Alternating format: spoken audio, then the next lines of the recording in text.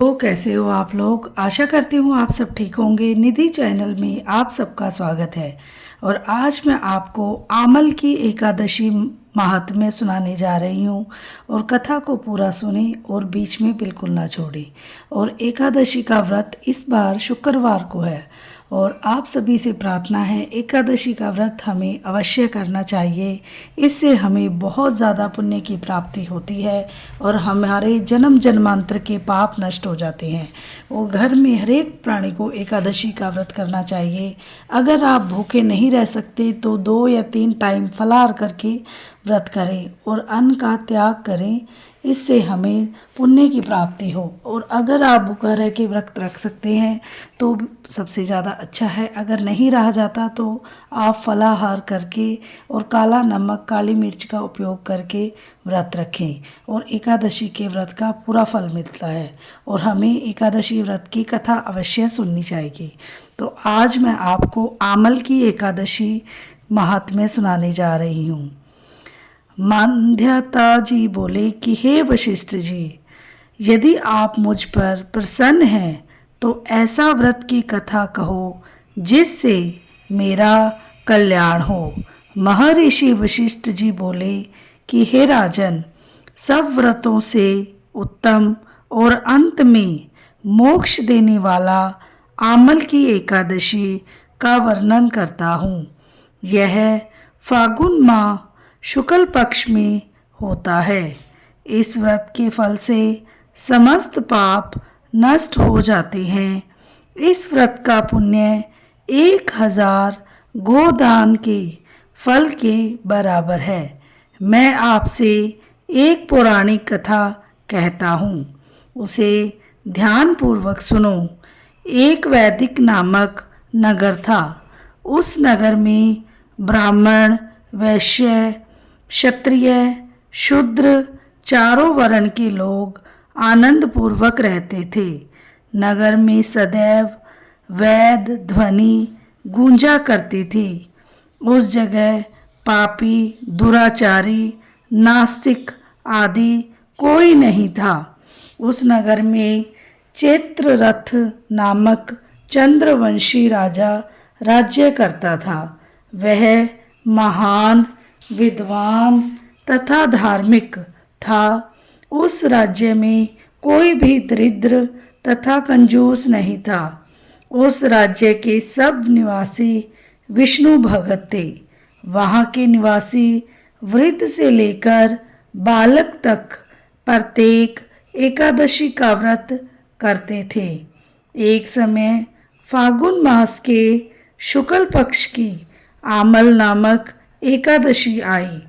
उस दिन राजा ने प्रजा तक, वृद्ध से बालक तक, सब ने हर्षपूर्वक उस एकादशी का व्रत किया। राजा अपनी प्रजा के साथ मंदिर में आकर कुंभ स्थापित करके तथा धूप दीप नैवेद्य पंचरत्न छत्र आदि से छात्री का पूजन करने लगे। वे सब धात्री की इस प्रकार स्तुति करने लगे, हे धात्री, तुम ब्रह्मा स्वरूप हो। तुम ब्रह्मा जी द्वारा उत्पन्न हो और समस्त पापों को नष्ट करने वाली हो। तुमको नमस्कार है। अब तुम मेरा आरोग्य स्वीकार करो। तुम श्री रामचंद्र जी के द्वारा सम्मानित हो। मैं आपकी प्रार्थना करता हूँ, मेरे समस्त पापों का हरण करो। उस देवालय में रात्रि को सबने जागरण किया। रात्रि के समय उस जगह एक बहेलिया आया।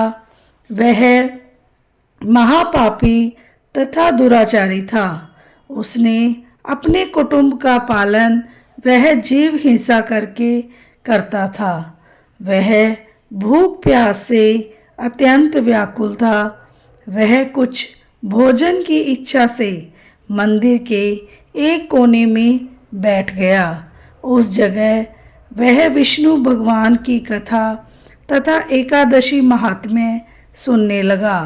इस प्रकार उस बहेलिये ने पूरी रात अन्य लोगों के साथ जागरण कर व्यतीत की।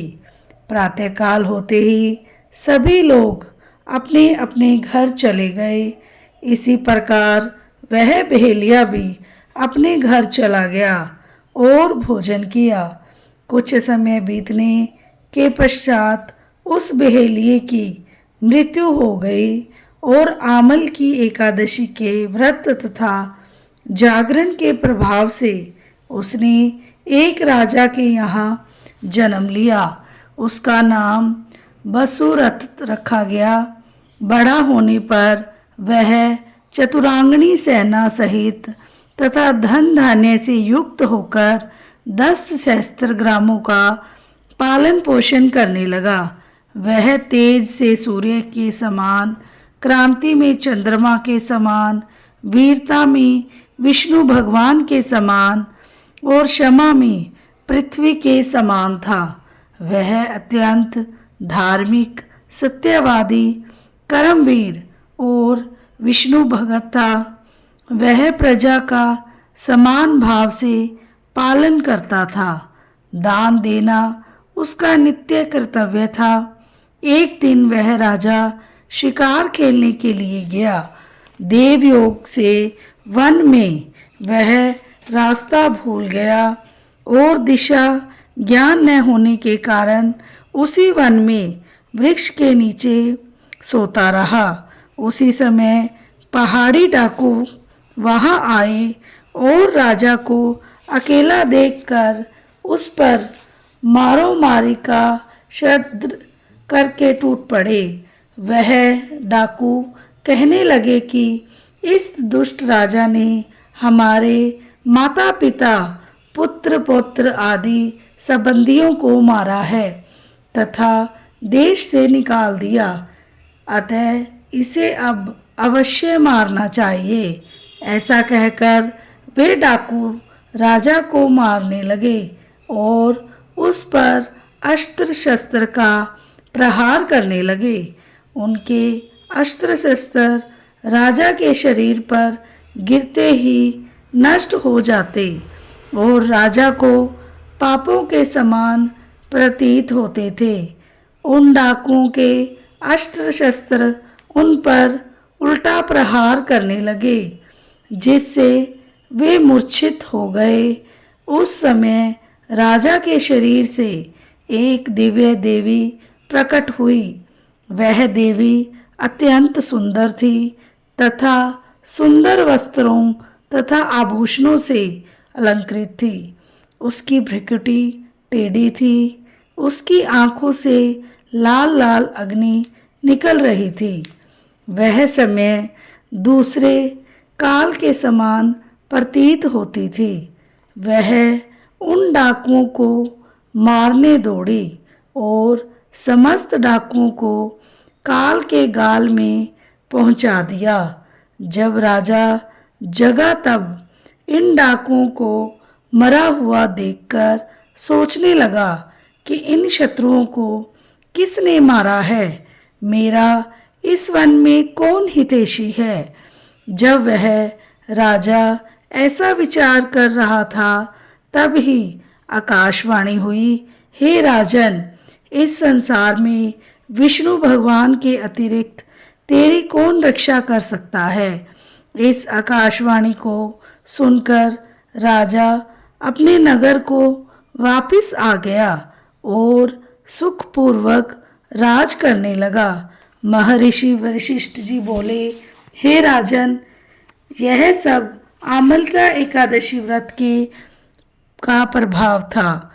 जो मनुष्य आमलक्या एकादशी का व्रत भी करते हैं वे प्रत्येक कार्य में सफल हो जाते हैं और अंत में विष्णु लोक को प्राप्त होते हैं। बोलो श्री विष्णु भगवान की जय हो। और कथा के अंत में हमें कीर्तन अवश्य करना चाहिए और आप लोग भी मेरे साथ साथ कीर्तन कीजिए।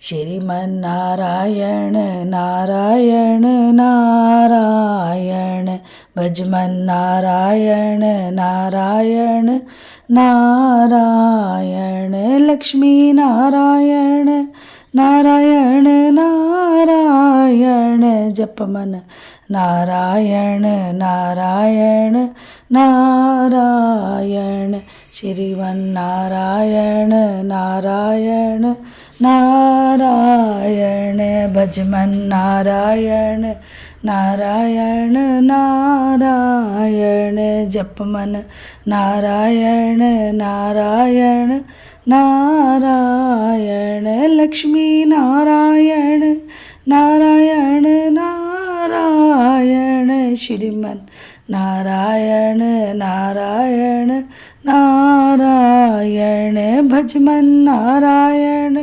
नारायण नारायण जपमन नारायण नारायण नारायण लक्ष्मी नारायण नारायण नारायण श्रीमन नारायण नारायण नारायण भजमन नारायण नारायण नारायण लक्ष्मी नारायण नारायण नारायण श्रीमन नारायण नारायण नारायण भजमन नारायण नारायण नारायण लक्ष्मी नारायण नारायण नारायण जपवन नारायण नारायण नारायण। बोलो विष्णु भगवान की जय हो, लक्ष्मी माता की जय हो। वीडियो को लाइक, चैनल को सब्सक्राइब करना ना भूलें और बेल आइकन को ज़रूर प्रेस करें ताकि मेरी वीडियो की नोटिफिकेशन सबसे पहले आपके पास पहुंचे। और जिसने सब्सक्राइब कर दिया है उसको बहुत बहुत धन्यवाद। कृपया वीडियो को फुल वॉच किया करें और आप लोग के सपोर्ट की बहुत ज़्यादा ज़रूरत है। मिलते हैं नेक्स्ट वीडियो में। राधे राधे।